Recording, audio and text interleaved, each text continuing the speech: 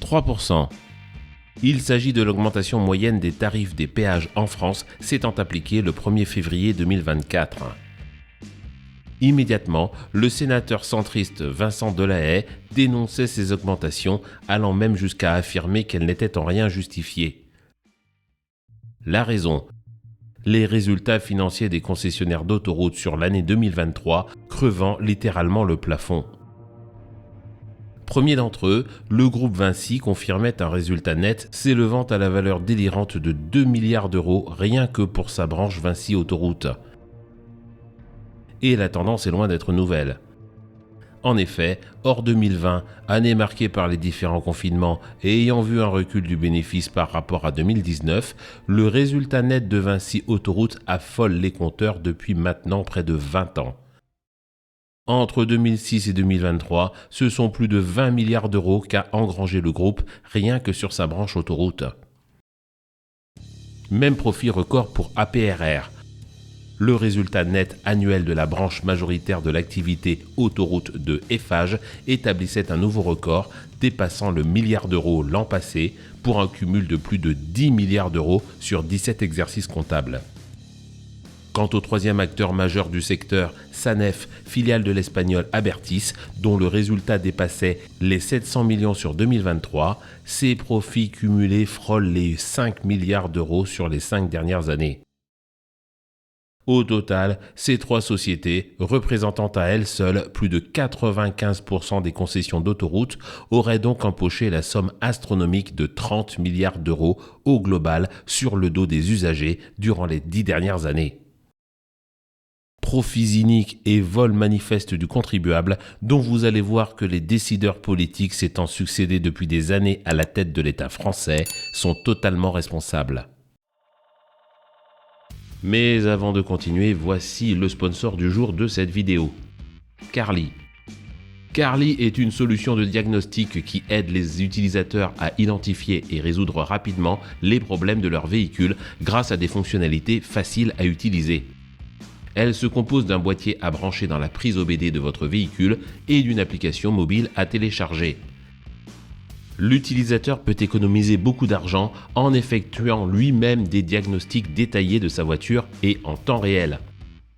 Par exemple, il lui est possible d'effacer les voyants indiquant des défauts mineurs sur le tableau de bord, mais aussi de personnaliser certaines fonctions disponibles en option sur certains véhicules, telles que l'activation du start-stop, de l'alarme ou des clapets d'échappement.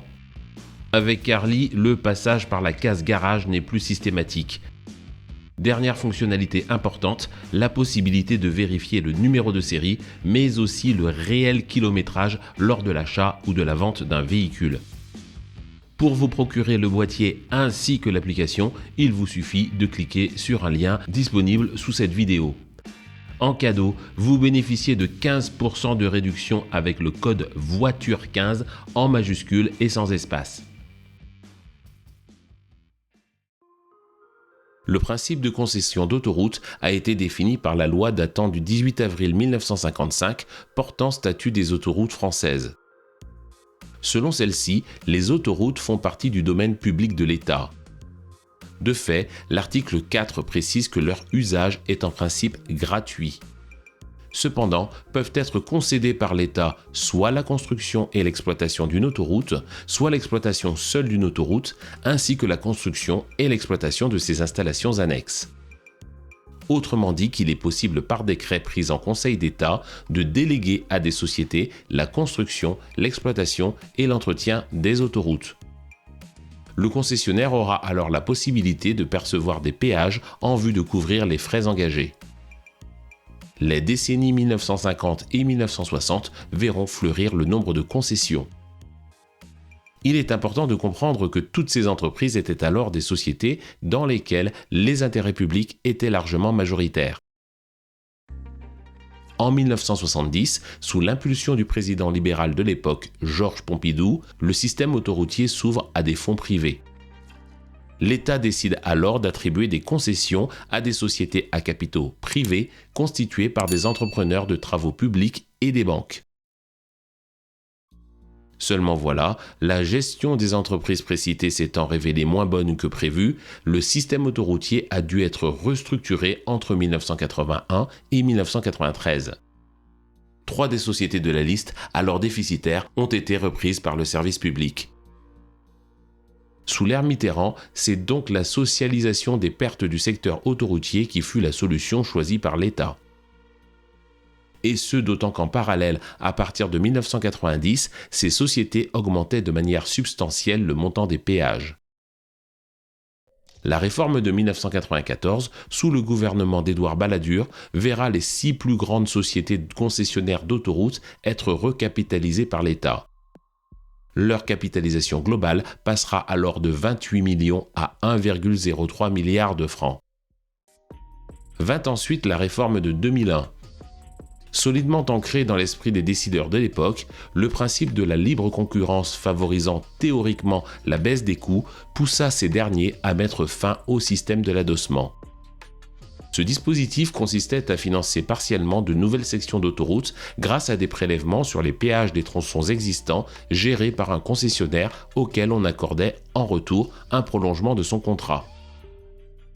Dans le but de privilégier l'accès du marché à de nouveaux acteurs, totalement privés cette fois, les apports publics éventuellement nécessaires à l'équilibre financier des futures concessions d'autoroutes seraient désormais effectués sous forme de subventions.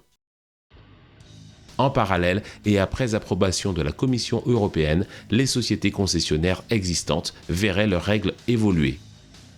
Suppression de garanties de reprise de passifs par l'État en fin de concession. Alignement des pratiques comptables en matière d'amortissement et de report de passifs avec le système privé, et finalement introduction de la rémunération des capitaux investis. C'est dans ce contexte que le gouvernement annonçait l'ouverture minoritaire du capital d'ASF, accompagnée de son introduction en bourse. Il s'agissait alors de la première opération de ce type.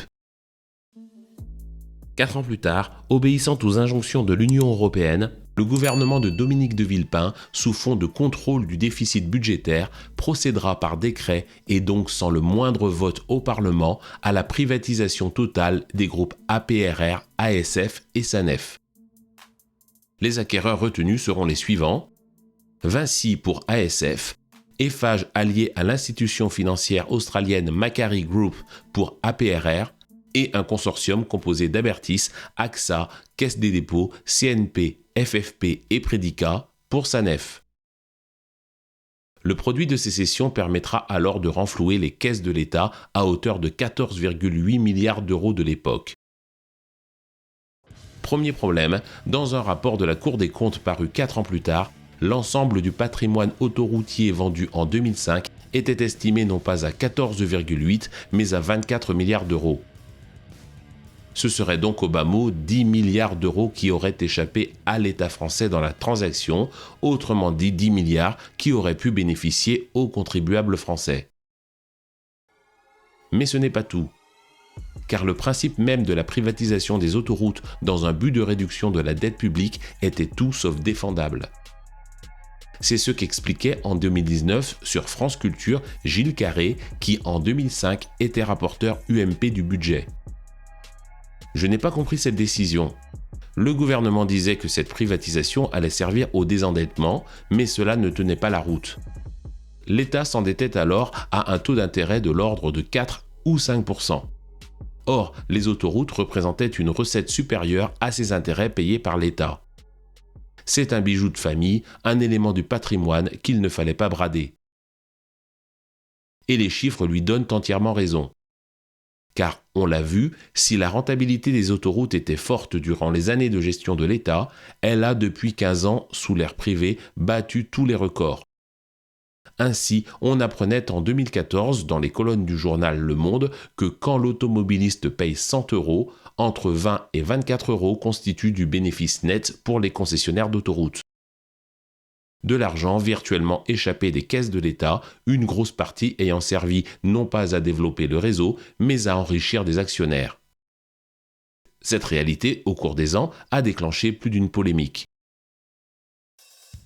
Première salve. Décembre 2014, 152 députés de la majorité d'alors réclament le rachat au plus vite de toutes les concessions d'autoroutes par l'État. Un groupe de travail dédié est mis en place quelques semaines plus tard, associant 8 députés et 7 sénateurs de la majorité et de l'opposition. Son président, le député Jean-Paul Chanteguet, propose alors 2 scénarios. Le premier, le rachat par l'État des concessions. Le second, la mise en place d'un système de régie intéressée. L'idée est que l'État, tout en maintenant le principe de l'exploitation du réseau par des partenaires privés, fixe dorénavant les tarifs des péages. Oui, mais voilà, en coulisses, des négociations secrètes bien moins contraignantes pour les exploitants privés enterreront rapidement les propositions du député qui, comprenant la trahison, démissionnera de son poste en guise de protestation. Il déclarait alors : « Le groupe de travail a servi au mieux de parodie de consultation, au pire de moyens d'instrumentaliser les parlementaires afin d'obtenir des sociétés concessionnaires d'autoroutes quelques concessions marginales sur lesquelles le gouvernement puisse communiquer en direction des citoyens en leur faisant croire qu'en l'absence d'alternatives crédibles, il avait obtenu le maximum. » Deuxième rebondissement. La même année, la ministre de l'Environnement de l'époque, Ségolène Royal, décide brusquement le gel du tarif des péages. Vous souhaitez que les tarifs soient gelés ? Je le souhaite. Je le souhaite pourquoi ? Parce que les tarifs ont trop augmenté par rapport à la hausse du coût de la vie. Donc il faut rendre aux automobilistes un peu de justice et d'équité tarifaire. La réaction des concessionnaires privés ne tarde pas.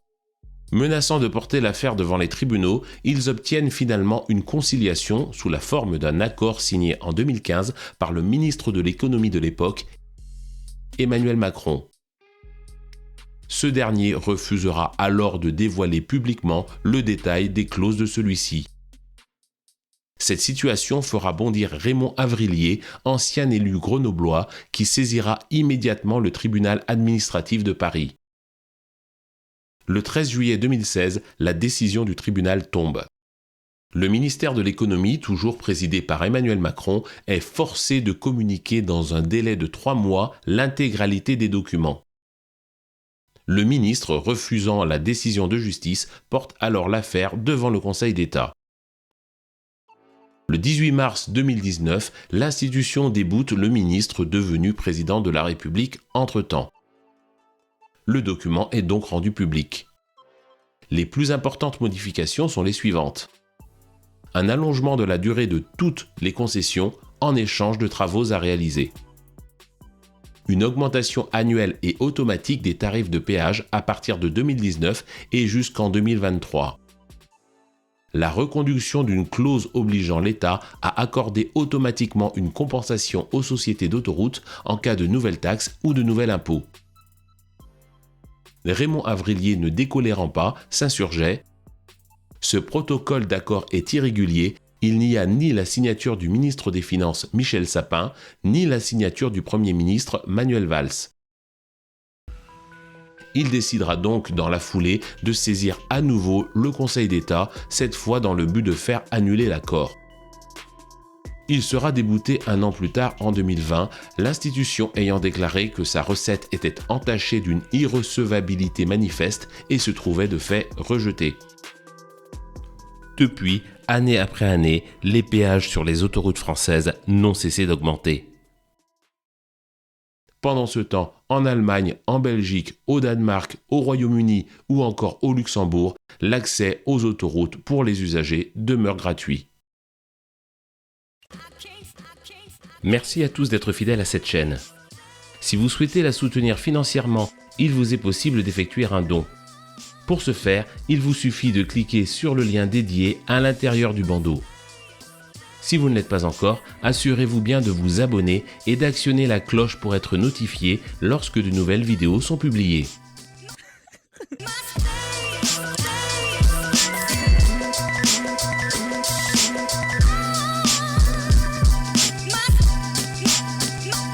Commissioner!